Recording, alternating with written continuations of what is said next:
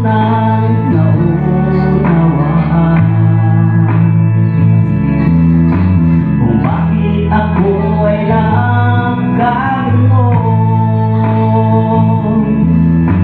Pagkat nilimot ko ang Panginoon,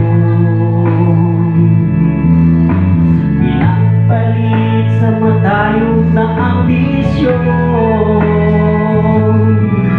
natiwala sa sariling kakayanan, hanggang sa nagtuon sa kasamaan. At aking nang hinarap ang bunga ng lahat, pagkansang pilitan ang kinahantungan.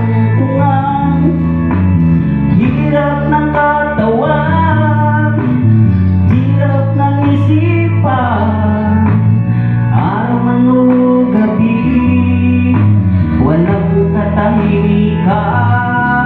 Ngunit ang Diyos ay di natulog kailanman.